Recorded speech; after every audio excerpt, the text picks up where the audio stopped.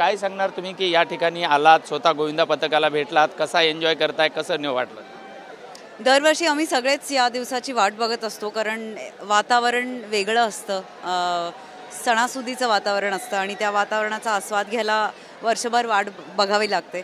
पण यावेळेला मी स्वतः खूप वर्षांनी घराबाहेर पडली आहे, त्याच्यामुळे इतक्या समुदायासमोर मी पहिल्यांदा त्यांच्याशी इंटरॅक्ट केलं इतक्या वर्षांनी कोविडनंतर. तर मला खूप आनंद आणि सुख मिळालं आहे आज.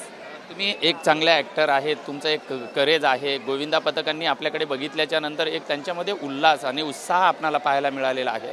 या सर्व गोष्टीकडे आपण कसं बघतो? मला असं वाटतं की आता दहीहंडीचं अनुकरण पाश्चात्य देश पण करतायत.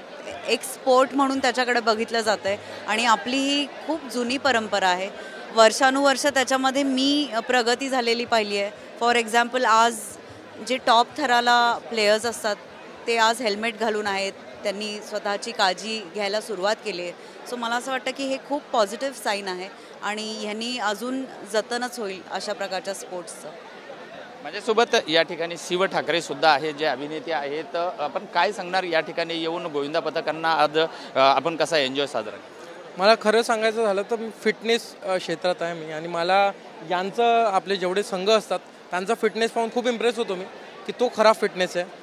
आणि ॲथलेटिक जी बॉडी असते ती खरी. आणि मी यांचं हे रिहर्सल टायमिंग बघितलं आहे, 6-7 नंतर रिहर्सल करतात रात्री 12 वाजेपर्यंत आणि नंतर पुन्हा 2 तास प्रवास करतात आपल्या घरी.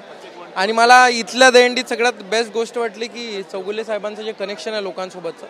आणि मी 4 वर्ष आधी पण येऊन गेलो आहे, 3 वर्ष आधी, आणि तेव्हापासून जे कनेक्शन आहे लोकांचं की ते हक्कानी त्यांना ओरडतात, सांभाळतात आणि मला वाटते प्रोत्साहित करतात, आणि तो उत्सव मोठा करण्यात त्यांचा हात आहे. तर मला आवडलं इथे येऊन. तर जय महाराष्ट्र.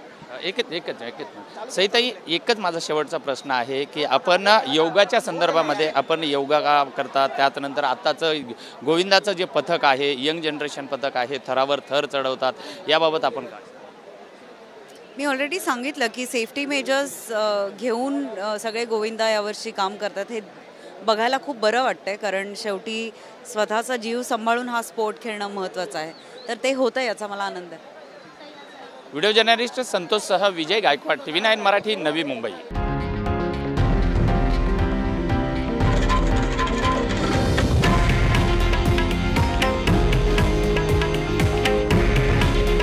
हे आहे देशातील नंबर 1 न्यूज नेटवर्क आणि आपण पाहत आहात TV9 मराठी. काळजी तुमची, हित महाराष्ट्राचं.